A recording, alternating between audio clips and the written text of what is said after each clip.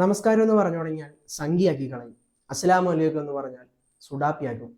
ലാൽസലാം എന്ന് പറഞ്ഞാൽ കമ്മിയാവും. അതുകൊണ്ട് അതൊന്നും വേണ്ട. I think this is a great dialogue from Lucifer. Because ആരാണ് പറയുന്നത് എന്നുള്ളതിനേക്കാളും എന്താണ് പറയുന്നതെന്നാണല്ലോ പ്രധാനപ്പെട്ട കാര്യം. നിങ്ങൾക്ക് എല്ലാവർക്കും അറിയാമല്ലോ, ഇന്ന് എമ്പുരാൻ്റെ റിലീസാണ്. ഞാൻ സിനിമ കണ്ടിട്ടില്ല, അതുകൊണ്ട് തന്നെ ഈ വീഡിയോ അതിൻ്റെ ഒരു റിവ്യൂവുമല്ല.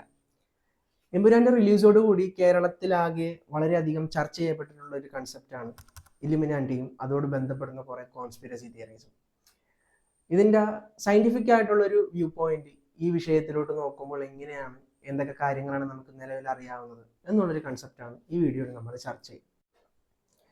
ഈ ലോകത്തെ മൊത്തം നിയന്ത്രിക്കുന്നത് ഇലുമിനാറ്റിയാണ്. അവരിന്നും എക്സിസ്റ്റ് ചെയ്യുന്നുണ്ടോ? ആരൊക്കെയാണ് അങ്ങനെയെങ്കിൽ ഇതിനകത്തെ അംഗങ്ങൾ? എന്താണ് അവരുടെ പദ്ധതി? എന്തിനു വേണ്ടിയായിരിക്കും അവരിത് ചെയ്യുന്നത്? There are so many questions. നമ്മൾ യൂട്യൂബിലോ ഗൂഗിളിലോ ഒക്കെ ഇതിനുള്ള ഉത്തരം തേടുകയാണെങ്കിൽ ഒരുപാട് എക്സ്പ്ലനേഷൻസ് ഇതിന് പല സ്ഥലങ്ങളിൽ നിന്ന് ലഭിക്കുന്നുണ്ട്. രസകരമായിട്ടുള്ള ഒന്ന് രണ്ട് വിശദീകരണങ്ങൾ പറയുകയാണെങ്കിൽ, നിങ്ങൾ ദൈവമുണ്ട് എന്ന് വിശ്വസിക്കുന്നുണ്ടെങ്കിൽ ചെകുത്താനും ഉണ്ട് എന്ന് വിശ്വസിക്കേണ്ടി വരും. ചെകുത്താൻ്റെ ആശയങ്ങൾ നടപ്പിലാക്കാനായിട്ടുള്ളൊരു ഗ്രൂപ്പായിട്ട് പലരും ഇലുമിനാറ്റിയെ കണ്ടിട്ടുണ്ട്. ലൂസിഫർ എന്നുള്ള വാക്ക് തന്നെ ചെകുത്താൻ അർത്ഥം വരുന്നതാണ്. അതുപോലെ ഏലിയൻസ് നമ്മുടെ പ്രപഞ്ചത്തിൽ ഉണ്ട്, നമ്മുടെ ഭൂമിയിലുണ്ട് എന്ന് വിശ്വസിക്കുന്നവർ വരെയുണ്ട്. ഇന്ന് കാണുന്ന പല ആൾക്കാരും ഏലിയൻസ് ആണ്. എലോൺ മസ്ക് ഒക്കെ ഏലിയൻ ആണെന്ന് പറഞ്ഞിട്ടുണ്ടെങ്കിൽ ആൾക്കാർ ഇപ്പോഴും ഉണ്ട്.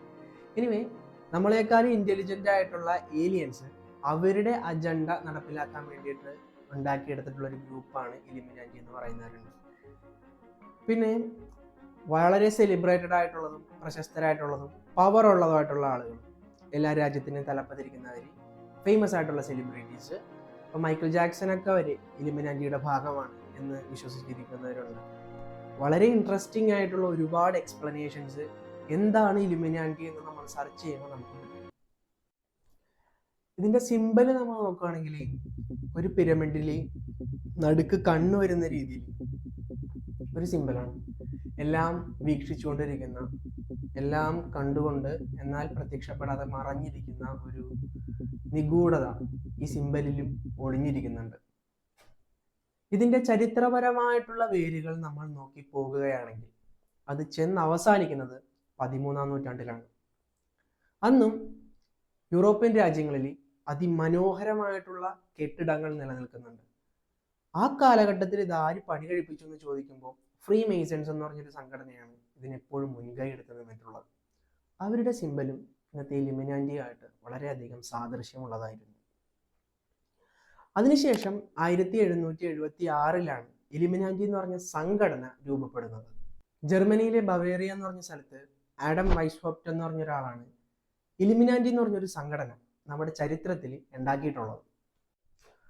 അന്ന് പള്ളിക്കും രാജഭരണത്തിനൊക്കെ എതിരായി നിന്നുകൊണ്ട് ജനാധിപത്യവും മതേതരത്വവും പോലുള്ള എൻലൈറ്റ്മെന്റിന്റെ മൂല്യങ്ങൾ, ജ്ഞാനോദയവുമായിട്ട് ബന്ധപ്പെട്ട ആശയങ്ങൾ ഉയർത്തിപ്പിടിക്കുന്ന ഒരു പുതിയ വേൾഡ് ഓർഡർ വേണം എന്ന ലക്ഷ്യവുമായിട്ട് പ്രവർത്തിക്കുന്ന ഒരു സംഘടനയായിരുന്നു ഇലുമിനാറ്റി. പക്ഷേ ഇത് നിർമ്മിക്കപ്പെട്ട് 8 വർഷത്തിനുള്ളിൽ 1784 ബവേറിയൻ ഗവൺമെന്റ് ഇത്തരത്തിലുള്ള എല്ലാ സംഘടനയും ബാൻ ചെയ്യുന്നു. മരിച്ചവർ തിരിച്ചു വരുന്നു എന്നൊക്കെ പറയുന്ന പോലെ ഇതിന്റെ സിമ്പലുകളും ആശയങ്ങളും പിന്നീട് പല സ്ഥലങ്ങളിലും റിപ്പീറ്റ് ചെയ്യുന്നതായിട്ട് പലർക്കും അനുഭവപ്പെടുന്നു. 1789 ഫ്രഞ്ച് റെവല്യൂഷൻ ഇലുമിനാറ്റിയിലുള്ളവർ നടത്തിയതാണ് എന്ന് പറഞ്ഞിട്ടൊരു ബുക്ക് തന്നെ എഴുതപ്പെട്ടിട്ടുണ്ട്. മനുഷ്യരെന്നും ചോദിക്കുന്നൊരു ചോദ്യമാണ്, നമ്മുടെ ചുറ്റുമുള്ള ഈ വേൾഡ് എങ്ങനെ പ്രവർത്തിക്കുന്നു എന്നത്. കാരണം the world that you see, what it actually is എന്നുള്ളത്. ആൻഡ് വേൾഡ് ഒരു റിയാലിറ്റി ആണെങ്കിലും നമുക്ക് ഓരോരുത്തർക്കും ഇതിൽ വ്യത്യസ്ത അഭിപ്രായങ്ങൾ ഉണ്ടാവുന്നത് സ്വാഭാവികമാണ്. പക്ഷേ ഈ ലോകത്തെ പറ്റി ഒരു വ്യൂ പോയിന്റ് നമ്മൾ ഉണ്ടാക്കിയെടുക്കുമ്പോൾ it may contain lies. Alex Adams എഴുതിയൊരു പുസ്തകമാണ്. വളരെയധികം ഇൻഫർമേഷൻ ഓവർലോഡഡ് ആയിട്ടുള്ളൊരു സൊസൈറ്റിയിലാണ് നമ്മളെല്ലാവരും ജീവിക്കുന്നത്. It's crucial to understand our biases. അത് പേഴ്സണൽ ആയിട്ടുള്ള നോളജിന് വേണ്ടി മാത്രമല്ല, ഈ കോംപ്ലക്സ് വേൾഡിൽ ഒരു കൃത്യമായിട്ടുള്ള ഡിസിഷൻ നമുക്ക് എടുക്കണമെങ്കിൽ നമുക്ക് ഈ ബയാസസുകളെ ഓവർകം ചെയ്യാൻ പറ്റും. ഇലുമിനാറ്റി ഒരു കോൺസ്പിരസി തിയറിയാണ്, ഒരു ഗൂഢാലോചന സിദ്ധാന്തമാണ്.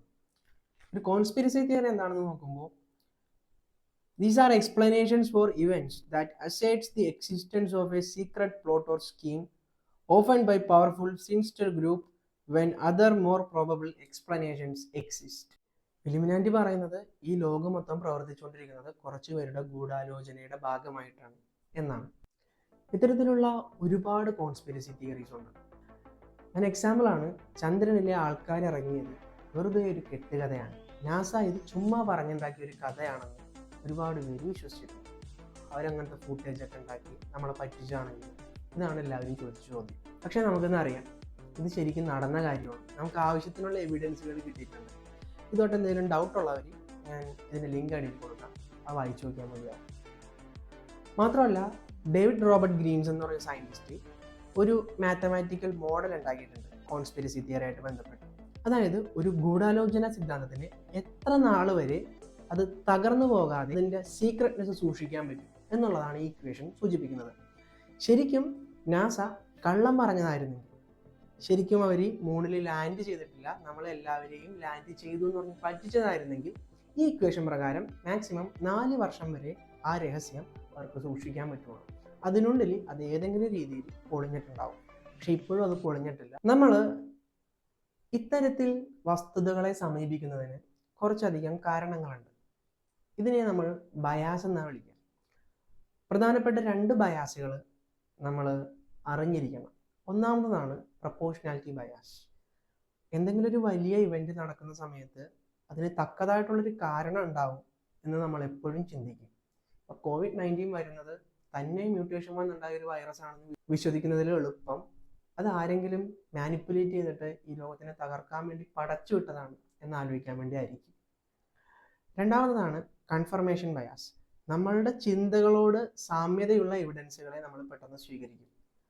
നമ്മളുടെ ആശയങ്ങളെയും വിശ്വാസങ്ങളെയും എതിർക്കുന്നതാണ് എവിഡൻസുകൾ എന്നുണ്ടെങ്കിൽ, തെളിവുകൾ എന്നുണ്ടെങ്കിൽ നമ്മൾ അതിനെ തള്ളിക്കളയാനായിരിക്കും സാധ്യത കൂടുതൽ. നമ്മുടെ വിശ്വാസങ്ങളെ ഊട്ടി ഉറപ്പിക്കുന്ന തെളിവുകളെ നമ്മൾ ആലിംഗനം ചെയ്ത് സ്വീകരിക്കും. ഇത് കൺഫർമേഷൻ ബയാസിന്റെ പ്രത്യേകതയാണ്.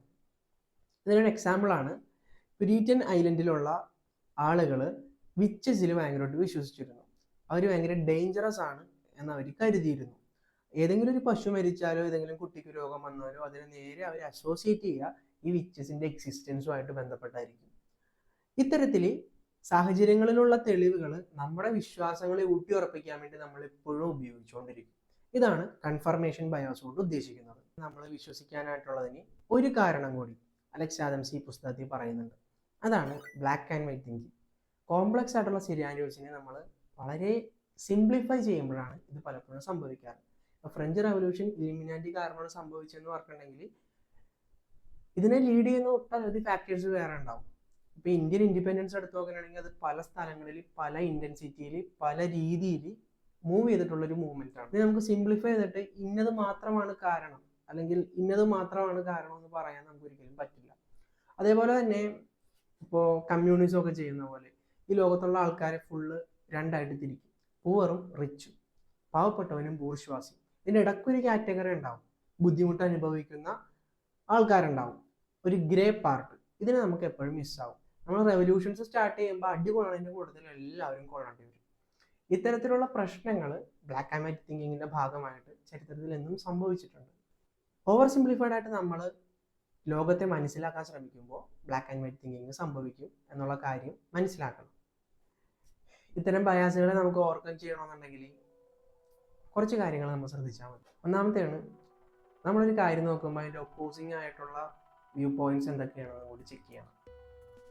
രണ്ടാമത്തെ കാര്യം, അൺസർട്ടൈനിറ്റി ഒരു കോമൺ ആയിട്ടുള്ള സാധനമാണ്. അതിനെപ്പോഴും ഒരു ഫിക്സഡ് ഉത്തരത്തിലോട്ട് എത്തണം എന്ന് വാശി പിടിക്കാൻ നിൽക്കരുത്. അപ്പോൾ ഡാർക്ക് മാറ്റർ എന്താണെന്ന് നമുക്ക് അറിയില്ല, അത് ദൈവമായിരിക്കും എന്ന് ചിന്തിക്കുന്നതിനേക്കാളും നല്ലത് അത് അറിയില്ല, അതിനെപ്പറ്റി കൂടുതൽ പഠിക്കുന്നതാണ്.